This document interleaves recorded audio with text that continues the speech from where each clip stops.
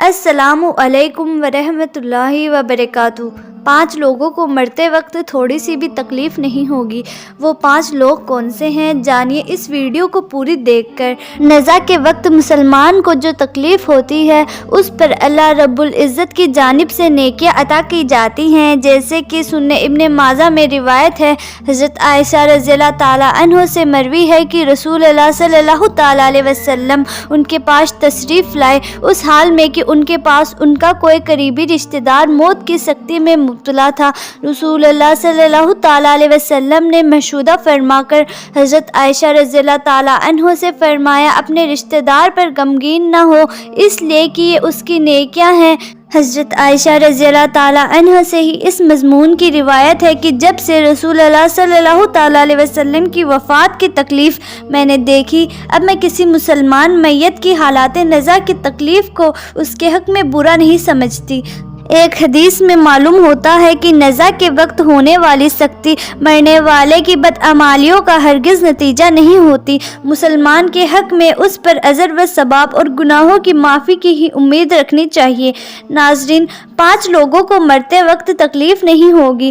حضرت سیدنا عثمان غنی رضی اللہ تعالیٰ عنہ نے فرمایا تھا، دنیا میں 5 لوگ ایسے ہیں جن کو مرتے وقت تکلیف نہیں ہوگی، ان کی روح آسانی سے نکلے گی۔ حالات نزا میں انسان کی آدھی روح اندر ہوتی ہے اور آدھی روح باہر ہوتی ہے، اور بندہ تکلیف میں ہوتا ہے۔ اس وقت انسان کو پیاس اتنی لگتی ہے کہ انسان یہ چاہتا ہے کہ سمندر کا پانی پی جاؤں۔ اگر دل فرض تھا تو آسمان کا پانی بھی وہ پی جائے، پھر بھی اس کی پیاس ختم نہیں ہوگی۔ روح نکلتے وقت انسان کو جو تکلیف ہو رہی ہوتی ہے وہ ناقابل بیان ہے۔ حضرت سیدنا عثمان غنی رضی اللہ تعالیٰ عنہ نے فرمایا، یہ 5 لوگ ایسے ہیں کہ انہیں مرتے وقت ذرا سی بھی تکلیف نہ ہوگی، یعنی موت آسان ہوگی اور بغیر تکلیف کے ہوگی۔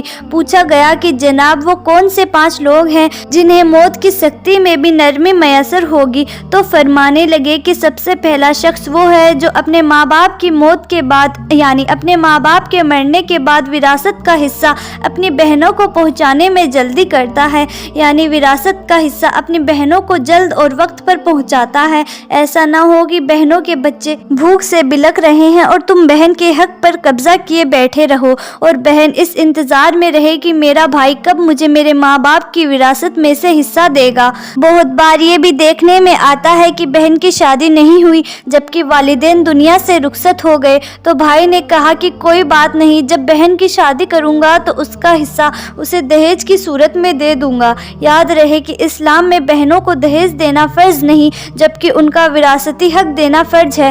دراصل عورت کو دہیج دینا یہودیوں کی رسم ہے، اسلام اس کی ترتیب نہیں دیتا، لیکن اسلام میں عورت کا وراثت کا حصہ دینا فرض ہے۔ وجہ رہے کہ والدین کے ترکہ میں جس طرح ان کی نرینہ اولاد کا حق و حصہ ہوتا ہے، اسی طرح بیٹیوں کا بھی اس میں شرعی حق و حصہ ہوتا ہے۔ والدین کے انتقال کے بعد ان کی ترکہ پر بیٹوں کا خود تنہا قبضہ کر لینا اور بہنوں کو ان کے حصے سے محروم کر دینا یہ سخت گناہ ہے۔ بھائیوں پر لازم ہے کہ بہنوں کو ان کا حق و حصہ اس دنیا میں دے دے، ورنہ آخرت میں دینا پڑے گا، اور آخرت میں دینا آسان نہیں ہوگا۔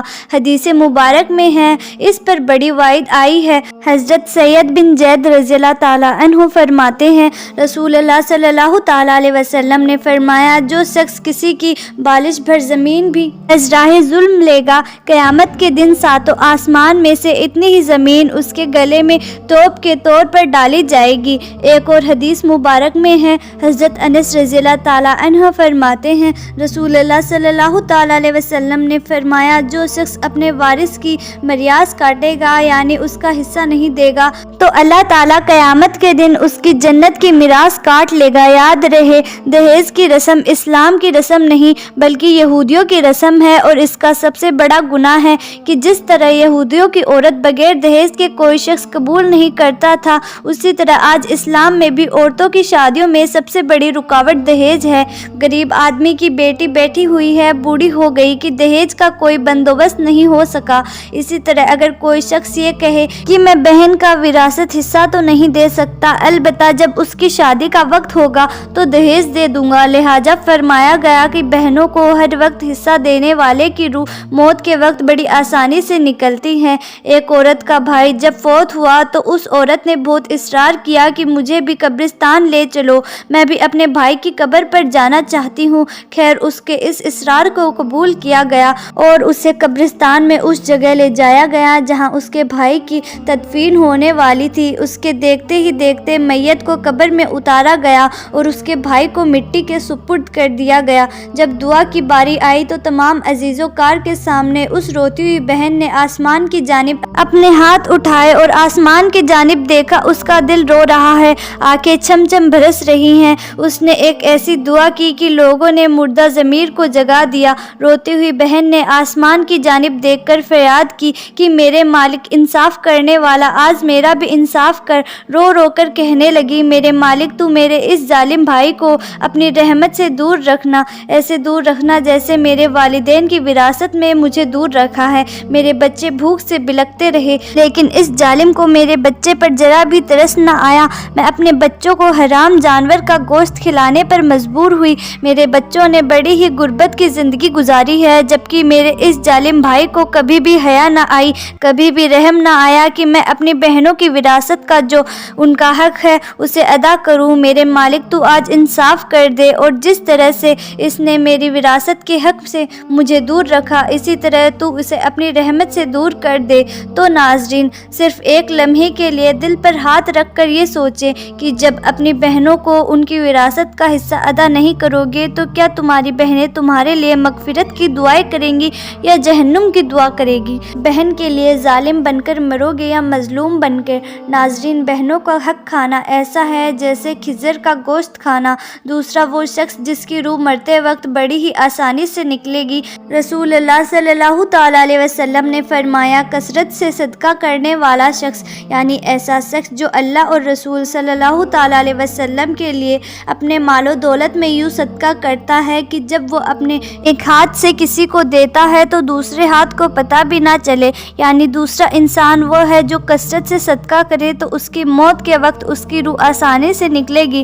نمبر 3، ایسا انسان جو اپنے پریوار میں اچھا سلوک کرنے والا ہے، یعنی اپنے ماں باپ، بیوی بچوں اور بہن بھائیوں سے نرم دلی کا سوبھاؤ رکھنے والا ہے۔ بزرگان دین فرماتے ہیں کہ جب رزق تنگ ہونے لگے تو دسترخوان کو وسیع کر لیا کرو، یعنی اپنے بیوی بچوں پر خرچ کرنا بھی صدقہ ہے، انہیں کھلانا پلانا بھی صدقہ ہے۔ لہٰذا ایسا شخص جو اپنے پریوار پر خرچ کرتا ہو تو جب وہ دنیا سے رخصت ہوگا تو اس کی روح نکلنے میں آسانی ہوگی اور اسے کوئی تکلیف نہ ہوگی۔ اسی طرح حضرت عثمان غنی رضی اللہ تعالیٰ عنہ سے روایت ہے، جو شخص یہ سوچ کر نماز ادا کرتا ہے کہ جو نماز ادا کر رہا ہے وہ میرے نبی رسول اللہ صلی اللہ تعالیٰ علیہ وسلم کی آنکھوں کی ٹھنڈک ہے۔ نماز دین کا ستون ہے، نماز مومن کی معراج ہے، اسلام و کفر میں تفریق ہے۔ وہ 5 وقت کا نمازی موت کے وقت کسی قسم کی سختی میں مبتلا نہ ہوگا۔